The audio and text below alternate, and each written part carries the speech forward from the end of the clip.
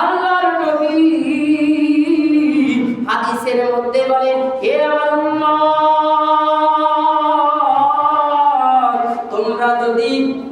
তোমরা যদি দুইটা অঙ্গের হেফাজতের দায়িত্ব নিতে পারো, গ্যারান্টি দিয়া বলতে পারো, ইয়া রাসূলুল্লাহ,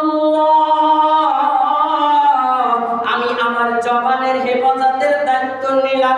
এই জবান দ্বারা মিথ্যা কথা বলি না, এই জবান দ্বারা মিথ্যা কথা বলি না, এই জবান দ্বারা গান করি না, এই জবান দ্বারা অর্থাৎ গুনাহ করি না।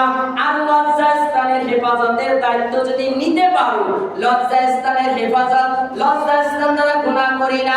যেই অনেক গুনাহ আছে লজ্জাস্থান দ্বারা করা যায়, মুরব্বিরা বোঝেন, যুবকরা বুঝা ফেলাইছে, এই গুনাহ আমি করি না ইয়া রাসূলুল্লাহ। আমার নবী বলেন, রাসূলে আরবি বলেন, এই দুইটা অঙ্গের গ্যারান্টি যেই উম্মত দিতে পারবে, যেই নারী দিতে পারবে, যেই পুরুষ দিতে পারবে, আমি আল্লাহর নবী তার জান্নাতের দায়িত্ব নিয়ে নিলাম।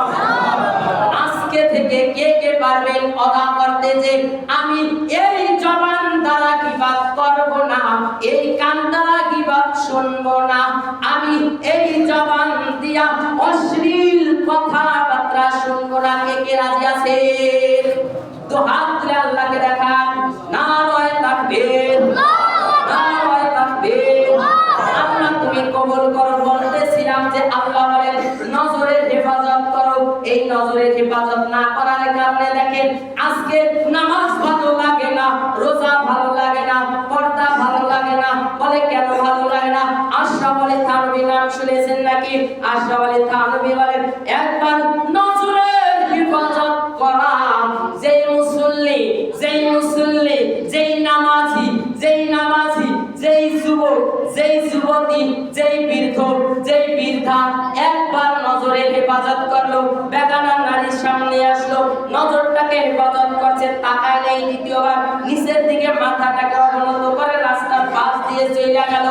এই ব্যক্তি এতটুকু কষ্ট করার কারণে আশরাফ আলী থানভী বলেন 1000 রাকাত তাহাজ্জুদের নামাজ পড়লে, যেই নামাজটা হবে রিয়ামত একমাত্র আল্লাহর জন্য, 1000 রাকাত তাহাজ্জুদের নামাজ পড়লে যেই সওয়াব, ওই যুবক আর ওই যুবতীর আমলনামায় আল্লাহ 1000 রাকাত তাহাজ্জুদের সওয়াব লিখে দেবে। এ ভাই পায়ে হাত ধরে বলি, মোবাইলের গুনাহ থেকে বাঁচো, এ ভাই ফেসবুকের গুনাহ থেকে বাঁচো, এ মুসল্লি বাবারা, এ যুবক ভাইরা, এ বৃদ্ধ বাবাজিরা যদি বলেন পায়ে ধরেন হুজুর, আসো আমি পায়ে ধরব, কারণ কিয়ামতের ময়দানটা এতই কঠিন হবে, তামার মতন গরম হবে জমিনটা, আকাশটা। এই যে দেখেন কত উপরে, সূর্যটা কত দূরে, দেখেন এই সূর্যটা অর্ধ হাত বা 1 হাত বিঘা মাথার উপরে চলে আসবে, মানুষগুলো পাগলের মতন ছুটাছুটি করবে।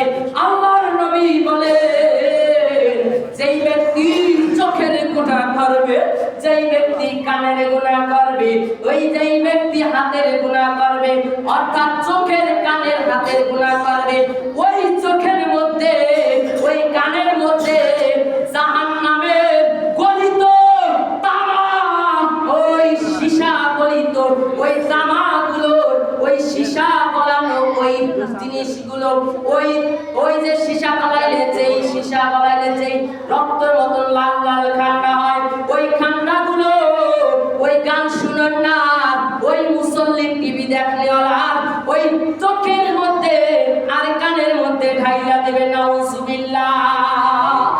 সহ্য করার মতন ক্ষমতা নাই। সংক্ষেপে একটা কথা বলে শেষ করে দিচ্ছি আমি আজকের আলোচনা। আমি বলতেছিলাম চোখের হেফাজত করো। কেনই আমরা চোখের হেফাজত করব না? কেন আমরা করতে চাই না? আমাদের ঈমানটা দুর্বল, আর চোখের হেফাজত না করার কারণে আজকে আমল ভালো লাগে না, নামাজ ভালো লাগে না, রোজা ভালো না। আমি ইমাম গ্যারান্টি দিয়া বইলা গেলাম, যেই ব্যক্তি 4টা জিনিসের হেফাজত করবে, ওই ব্যক্তি দুনিয়া থেকে আল্লাহ ওলি হইয়া যাবে। বলে 1 নম্বরে